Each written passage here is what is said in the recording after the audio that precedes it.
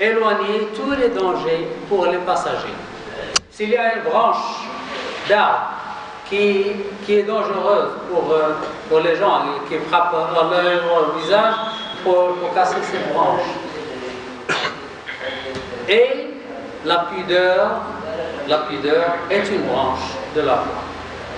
Alors, d'après aujourd'hui, j'ai emmené les degrés de la foi. D'après un alim, un savant qui s'appelle Bayhaqi, vous connaissez, non? Bayhaqi, il a classifié les degrés de l'iman, les degrés de la foi. Selon lui, il a classifié 70 degrés. On va voir ces degrés. Alors, le premier degré, c'est la foi en Allah. C'est quoi la foi? Nous allons voir maintenant les degrés de la foi. C'est quoi la foi? C'est avoir la foi en Allah, en ses livres, en ses anges, en ses prophètes, etc. La première, c'est la plus élevée, c'est la foi en Allah, subhanahu wa ta'ala. Que dites-vous pour la foi en Allah? C'est quoi? Ça veut dire quoi, la foi en Allah? Connaître Allah. Connaître Allah. Oui, connaître Allah. Connaître ses noms, ses beaux noms et ses attributions. Asma'uhu al-husna wa sifatuhu al-ula. Et vous connaissez le hadith Wallahu la ilaha illa hu, etc. Donc, connaître Allah, c'est savoir qu'il est avec nous, avec son savoir, jour et nuit. On ne peut pas s'échapper de sa vue, ni jour ni nuit. On ne peut pas s'échapper de sa vue, même une fraction de seconde. وهو معكم أينما كنتم ألا يعلم من خلق وهو اللطيف الخبير. Non, un autre verset. ألم يعلم بأن الله يراه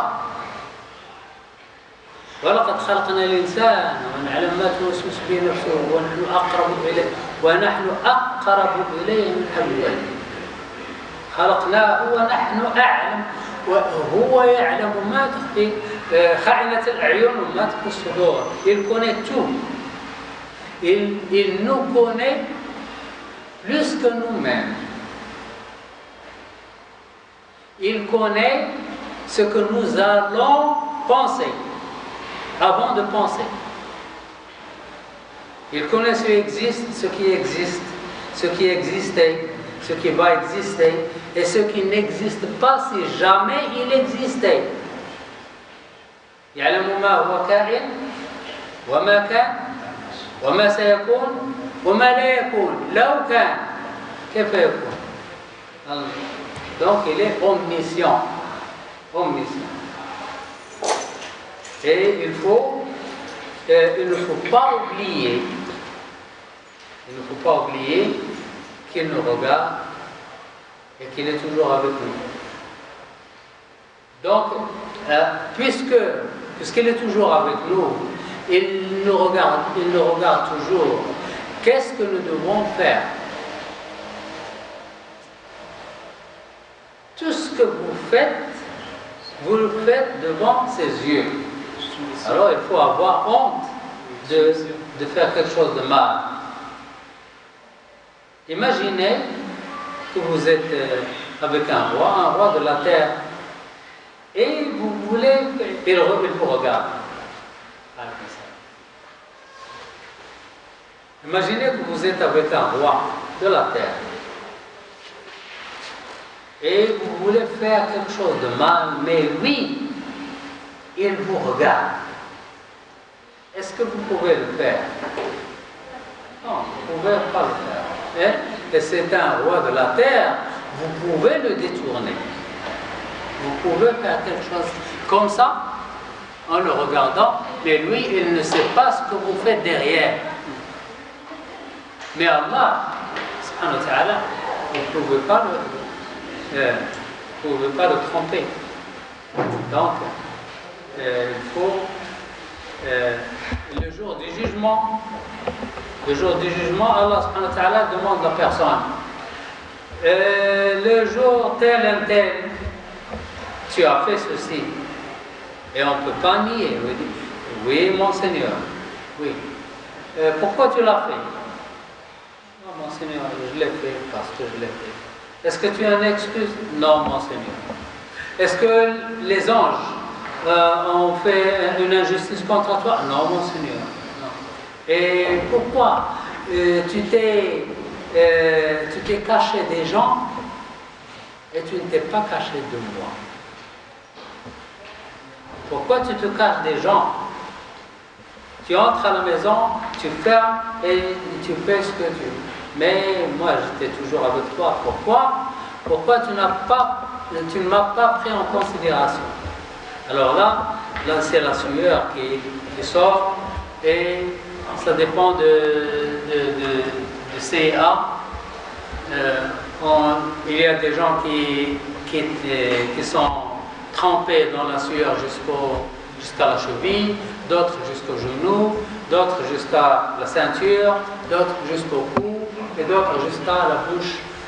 Allah salam voilà. Mais vous savez, oui. Aussi pour aimer Allah, ça ne fait pas d'une fois. Pardon? Pour aimer Allah, ça ne fait pas d'une fois. Pour aimer Allah. Oui, pour aimer Allah, il faut la foi. Et pour aimer Allah, il faut savoir que c'est bien fait. Imaginez que vous avez un voisin ou un ami. Un ami, chaque matin, quand vous dites bonjour, il vous donne 100 dirhams. Chaque matin. Qu'est-ce que vous pensez de cette personne? Il va l'aimer. Vous l'aimez? Oui, il va l'aimer. Mais Allah ne vous donne pas 100 dirhams. Plus ici. Il ne vous donne pas 100 dirhams. Il vous donne des choses qui n'ont pas de valeur. Là, votre santé, lorsque vous bougez, il y a des gens qui sont paralysés et ils sont prêts de donner des milliards et des milliards pour qu'ils bougent et ils ne bougent pas. Le fait de bouger n'a pas de valeur. On ne peut pas estimer une valeur. Je me rappelle une histoire qui est vraie.